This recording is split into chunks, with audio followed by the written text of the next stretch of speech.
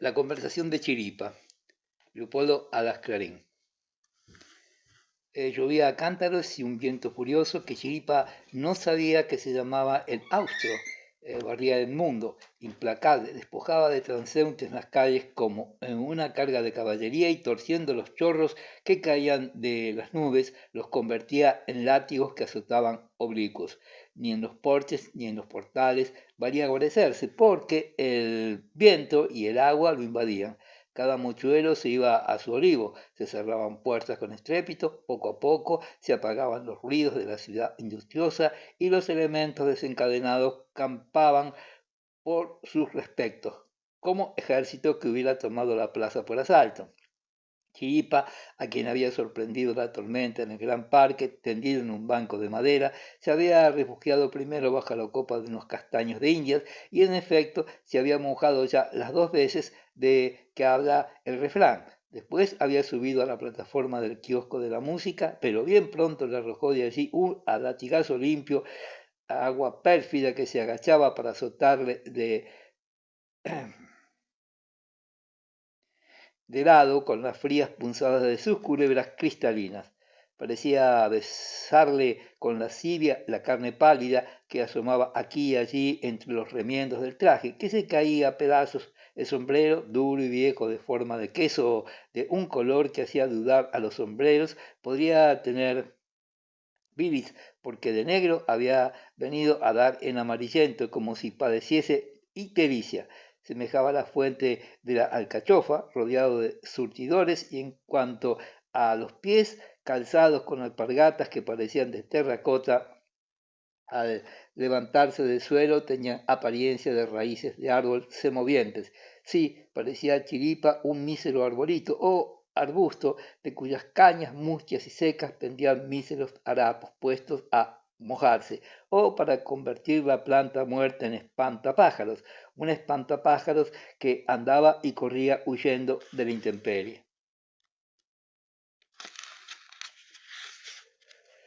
Tenía Chiripa 40 años y tan poco había adelantado en su carrera de mozo de cordel que la tenía casi abandonada, sin ningún género de derechos positivos. Por eso andaba tan mal de fondos y por eso aquella misma y trágica mañana le habían echado del infame Sakizami en que dormía porque se había cansado de sus escándalos de trasnochador intemperante que no paga la posada en años y más años. Bueno, peor para ellos, se había dicho Chiripa sin saber lo que decía, y tendiéndose en el banco del paseo público, donde creyó hacer los huesos duros hasta que vino a desengañarle la furia del cielo. Así como los economistas dicen que la ley del trabajo es la satisfacción de las necesidades con el mínimo esfuerzo, Chiripa vagamente pensaba que la del mínimo esfuerzo era lo principal y que a él habían de amoldarse también las necesidades, siendo mínimas. Era muy distraído y bastante borracho, dormía mucho y como tenía el estómago estropeado le dejaba vivir de ilusiones, de platos y malos sabores, comida ruin y fría y mucho líquido tinto y blancos y de aguardiente, vestía de lo que dejaban otros miserables por inservible, y con el orgullo de esta parsimonia en los gastos se creía con derecho a no echar mano a un baúl sino de Pascua a Ramos y cuando una peseta era absolutamente necesaria.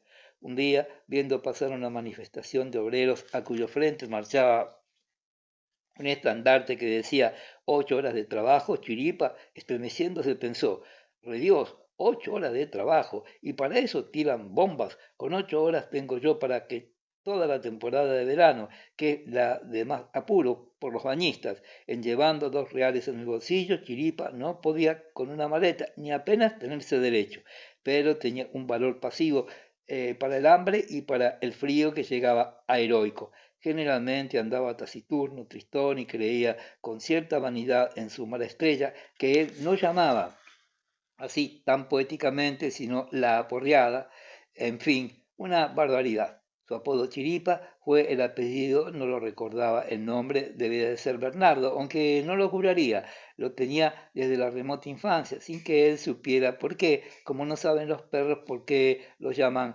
Nelson, Ney o Muley. Y si él supiera lo que era sarcasmo, por tal tendría su mote, porque sería el hombre menos chiripero del mundo. Ello era que hacía unos 30 años todos de hambre y de frío, eran tres notabilidades callejeras, especie de mosqueteros de Lampa, Pipá, Chiripa y Pijueta. La historia trágica de Pipá ya sabía Chiripa que había salido en papeles, pero la suya no saldría porque él había sobrevivido a su gloria. Sus gracias de billete infantil ya nadie las recordaba. Su fama, que era casi disculpa para sus picardías, había muerto, se había desvanecido, como si los vecinos del pueblo, envejeciendo, se hubieran vuelto malhumorados y no estuvieran para bromas. Ya él mismo se guardaba de disculpar sus malas obras y su holgazanería como gatadas de pillo célebre, como cosas de chiripa. Bah, el mundo era malo y si te vi no me acuerdo.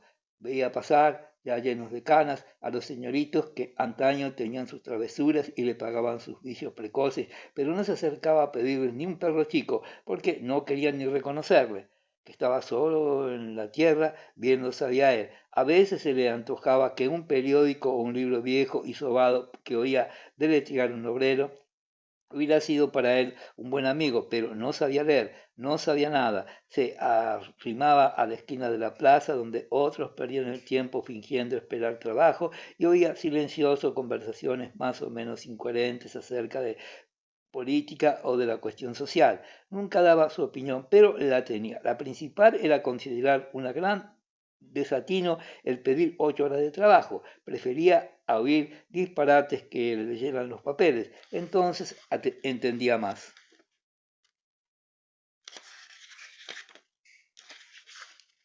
Aquello solía estar mejor hilvanado, pero ni siquiera los de las letras de molde daban en el kit. Todos se quejaban de que se ganaba poco, todos decían que el jornal no bastaba para las necesidades, había exageración. Si fueran como él, que vivía casi de nada, sí, el trabajo, aquellas 8 horas que los demás pedían como mínimo, él no pensaba mínimo, por supuesto, se tendría por millonario con lo que entonces ganaría. Todo se volvía a pedir instrumentos de trabajo, tierra, máquina, capital, para trabajar. Dios con la manía. Otra cosa le faltaba a los pobres que nadie echaba de menos, consideración, respeto, lo que Chiripa, con una palabra que había inventado él para sus meditaciones de filósofo de cordel, llamaba alternancia. ¿Qué era la alternancia? Pues nada, lo que había predicado Cristo, según había oído algunas veces, aquel Cristo a quien él solo conocía, no para servirle, sino para llenarle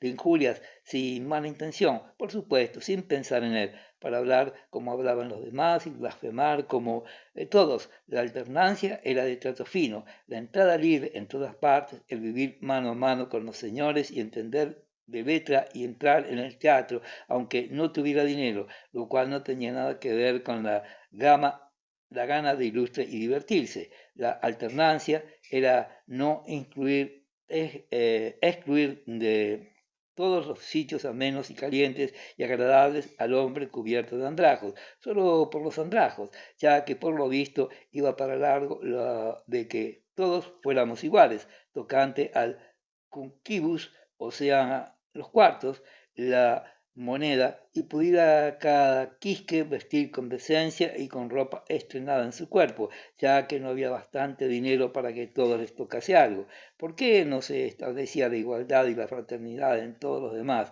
en lo que podía hacerse sin gasto, como era llamarse ricos y pobres, de tú y convidarse una copa y enseñar cada cual que supiera a los pobres y saldarlos con el sombrero y dejarles sentarse junto al fuego, pasar alfombras y ser diputados y obispos y en darse la gran vida sin ofender y hasta lavándose la cara a veces, si los otros tenían ciertos escrúpulos. Eso era la alternancia, eso había creído que era el cristianismo y la democracia y eso debía ser el socialismo, como ellos mismos lo decía, socialismo, cosa de sociedad, de trato, de juntarse, alternancia. Salió del kiosco de la música escape, hecho una sopa echando chispas contra el fundador de la alternancias y contra su padre, y se metió en una población en busca de mejor albergue, pero todo estaba cerrado, a lo menos cerrado para él. Pasó junto a un café, no osó entrar, aquello era público, pero a Chiripa le echarían los mozos en cuanto advirtiesen que iba tan sucio, tan harapiento que daba lástima y que no iba a ser el menor gasto. A un mozo del cordel en activo le dejarían entrar, pero a él que estaba reducido a la categoría de pordiosero horario, porque no pedía limosna, aunque el uniforme era de eso, a él le echarían poco menos que a palos. Lo sabía por experiencia. Pasó junto al gobierno de provincia donde estaba la presentación. Aquí me admitirían si estuvieran borrachos, pero en mi sano juicio y sin alguna fechoría, de ningún modo. No sabía Chiripa qué era todo lo demás que había en aquel caserón tan grande. Para él todo era prevención, cosas para tan grande, para él todo era prevención, cosas para prender o echar, multar o tallar a los chicos y llevarlos a la guerra. Pasó junto a la universidad, en cuyo claustro se paseaba, mientras duraba la tormenta, algunos magistrados que no tenían que hacer en la audiencia. No se le ocurrió entrar allí, él no sabía leer siquiera, y allí, dentro de todos, eran sabios. También le echarían los porteros. Pasó junto a la audiencia, pero no era hora de oír a los testigos falsos, única misión decorosa que Chiripa podía llevar allí, pues la de acusado no lo era. Como testigo falso, sin darse cuenta de su delito, había jurado allí varias veces decir la verdad y en efecto siempre había dicho la verdad de lo que le habían mandado decir. Vagamente se daba cuenta de que aquello estaba mal hecho, pero era por unos motivos tan complicados. Además, cuando señoritos como el abogado y el escribano y el procurador y el ricacho le venían a pedir su testimonio, no sería la cosa tan mala, pero en todo el pueblo pasaban por caballeros lo que les mandaban declarar lo que, después de todo, sería cierto cuando ellos lo decían. Pasó a la biblioteca, también era pública, pero no para los pobres de solemnidad, como él lo parecía. El instinto le decía que de aquel salón tan caliente, gracias a dos chimeneas que se veían desde la calle, le echarían también, temerían que fuese a robar libros. Pasó por bancos, por el cuartel, por el teatro, por el hospital, todo lo mismo. Para él cerrado, en todas partes había hombres con gorra de galones, para eso, para no dejar entrar a los chiripas.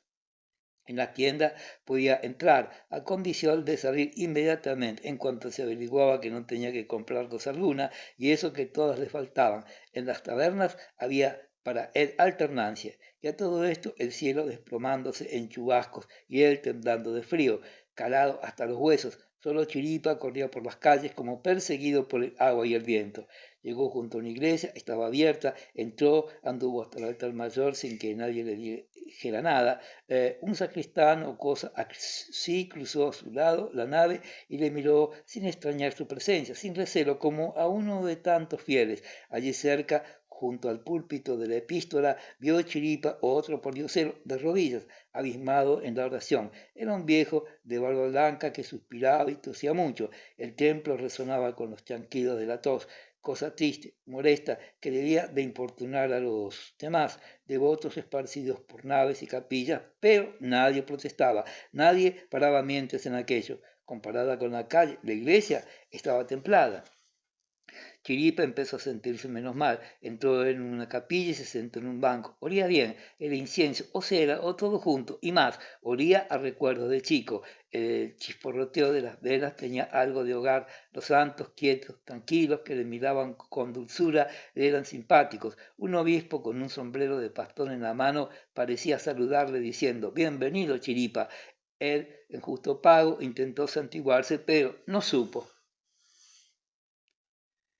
No sabía nada. Cuando la oscuridad de la capilla se fue aclarando, a sus ojos ya acostumbrados a la penumbra, distinguió el grupo de mujeres que en un rincón arrodilladas formaban corro junto a un confesionario. De vez en cuando un bulto negro se separaba del grupo y se acercaba al armatoste, del cual se apartaba otro bulto semejante. Ahí dentro habrá un carca, pensó Chiripa, sin ánimo de ofender al clero, creyendo sinceramente que Carca valía tanto como sacerdote. Le iba gustando aquello, pero qué paciencia necesitaba aquel señor para aguantar tanto tiempo dentro del armario. ¿Cuánto cobraría por aquello? Por de pronto, nada, las beatas iban sin pagar, y nada, y a él le echaban de allí cuando la capilla fue quedando más despejada, pues las beatas que despachaban a poco salían. Chiripa notó que las que aún quedaban se fijaban en su presencia. Si estaré faltando, pensó, y por si acaso se puso de rodillas. El ruido que hizo sobre la tarima llamó la atención del confesor, que asomó la cabeza por la portezuela que tenía delante y miró con atención a Chiripa. Iría a echarle, nada de eso. En cuanto el cura despachó a la penitente que tenía al otro lado del ventanillo, con celosía se asomó otra vez a la portezuela y con la mano hizo seña a Chiripa. Es a mí, pensó que el ex mozo de cordel, a él era, se puso colorado, cosa extraordinaria. Tiene gracia, se dijo, pero con gran satisfacción. Esponjándose, le llamaban a él creyendo que iba a confesarse y le hacían pasar delante de las señoritas aquellas que estaban formando cola. Cuánto honor para un chiripa. En la vida le habían tratado así. El cura insistió en su gesto creyendo que Chiripa no lo notaba. ¿Por qué no?, se dijo el perdiz, por probar de todo. Aquí no es como en el ayuntamiento, donde yo quería que me diesen voto para ver lo que era eso del sufragio. Y resultó que aunque era para todos, para mí no era. No sé por qué tisquimisquis del padrón o su madre, y se levantó y se fue a arrodillar en el sitio que dejaba libre la penitente. Por ahí no, por aquí, dijo el sacerdote haciendo arrodillarse a Chiripa delante de sus rodillas. El miserable sintió una cosa extraña en el pecho y calor en la mejilla, entre vergüenza y desconocida ternura. Hijo mío, rece usted el acto de contrición. No lo sé, contestó Chiripa humilde, comprendiendo que allí había que decir la verdad, verdadera, no como en la audiencia. Además, aquello del hijo mío le había llegado al alma y había que tomar las cosas en serio. El cura le fue ayudando a recitar el Señor mío Jesucristo. ¿Cuánto tiempo hace que no se ha confesado? Pues toda la vida. ¿Cómo? Que nunca. Era una enorme virgen de impiedad inconsciente. No tenía más que el bautismo. A la confirmación no había llegado, nadie se había cuidado de su salvación y él solo había atendido y mal a no morirse de hambre. El cura, varón prudente y piadoso, le fue guiando y enseñando lo que podía en tan breve término. Chiripa no resultaba un gran pecador, más que desde el punto de vista de los pecados de omisión. Fuera de eso, lo peor que tenía eran unas cuantas borracheras empalmadas y la pícara blasfemia, tan brutal como falta de intención impía. Pero si jamás había confesado sus culpas, penitencia no le había faltado, había ayunado bastante y el frío y el agua y la dureza del santo suelo habían mortificado sus carnes. No poco, en esta parte era recluta disponible para la vida del yermo, tenía cuerpo de anacoreta. El clérigo, poco a poco, el corazón de Chiripa tomando parte en aquella conversación que el clérigo tan en serio y con toda buena fe procuraba, el corazón se convertía mucho mejor que la cabeza, que era muy dura y no entendía. El clérigo le hacía repetir protestas de fe, de adhesión a la iglesia, y Chiripa lo hacía todo de buen grado, pero quiso el cura algo más, que él espontáneamente expresara a su modo lo que sentía, su amor y fidelidad a la religión en cuyo seno se le albergaba. Entonces Chiripa, después de pensarlo, exclamó como inspirado: ¡Viva Carlos VII! No, hombre, no es eso, no tanto, dijo el confesor sonriendo, como a los carcas los llaman querófobos. Tampoco, hombre, bueno, a los curas. En fin, aplazando las cuestiones de pura forma y lenguaje, se convino en que Chiripa seguiría dar las lecciones del nuevo amigo en aquel templo que había estado abierto para él cuando se le cerraban todas las puertas, allí donde se había librado de los latigazos del aire y el agua.